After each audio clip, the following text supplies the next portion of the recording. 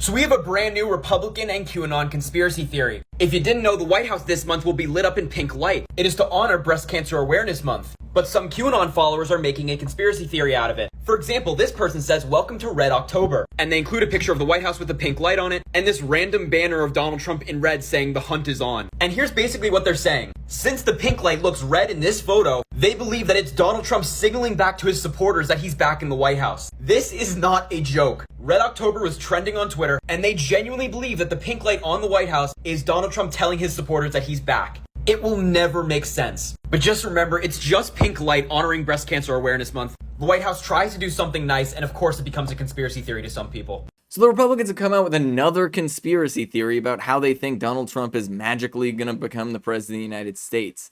They seemingly haven't accepted the reality that not only did Donald Trump lose, but the election is long past, certified, completed, and very much done. Joe Biden is the president today and has been for like 10 months. It's been almost an entire year with Joe Biden as the president. These Republicans still won't give up on this. In fact, in a poll, a majority of Republicans said that it is important to believe that Donald Trump is the president in order to be a Republican, which is very, very dangerous territory to be in. I think people really need to understand where the Republicans are going. They've completely disconnected themselves from reality. They stormed the Capitol on January 6th, and across the country, there have been random bouts of right-wing violence that have been instigated by either anti-maskers or pro-Trump supporters that think there's some sort of conspiracy theory to keep Republicans out of power. Now, obviously, this is ridiculous because we all know through a combination of gerrymandering, voter suppression, and voter purges, Republicans are actually overrepresented in elected offices around the country, seeing as how there's a huge number of people that are denied the right to vote for a litany of reasons. For example, in the state of Tennessee, over 8% of the entire voting age population is denied the right to vote due to a prior felony.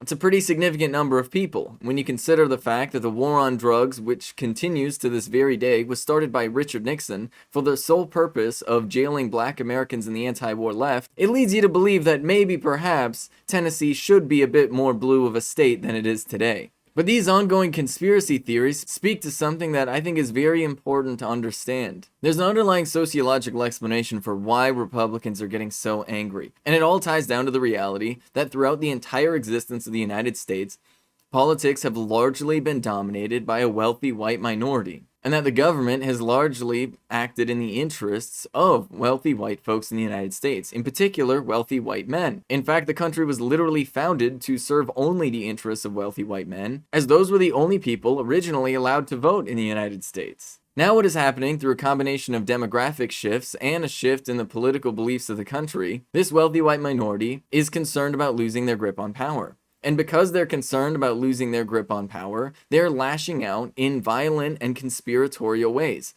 inventing whatever sort of fantasy they can to uphold their current system. This is also why, to be honest, the January 6th protesters have been treated with kid gloves. A lot of people in Congress today view those January 6th protesters not as radicals trying to make some sort of revolution, but instead as people who are trying to uphold the essential status quo of power, where large corporations and wealthy white folks are the dictators of United States policy.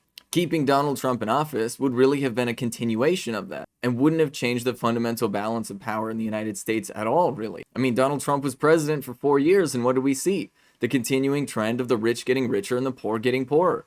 The continuing trend of people of color being thrown in jail for no reason, and strict immigration policy. And Joe Biden hasn't done a good enough job of tearing any of that down. Joe Biden seems to be continuing most of Donald Trump's immigration policies, hasn't challenged the war on drugs, and Joe Biden isn't strongly pushing against right-wing tactics to suppress political dissent. In several states, a very active protest has been essentially criminalized, where they say people are loitering or camping on public property, or they've tried to make it legal to run over protesters.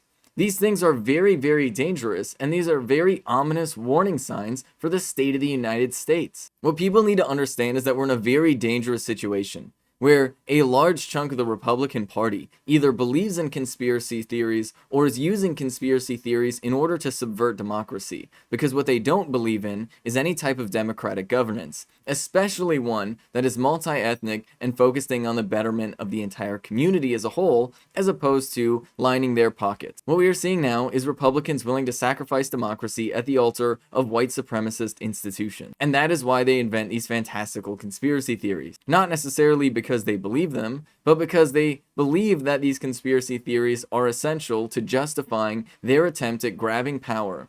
If Democrats fail to take these people seriously, if Democrats fail to crack down on these conspiracy theories and fail to crack down on the January 6th insurrectionists and all of the other vigilante right-wing groups around the country, then we can find ourselves in very dangerous territory.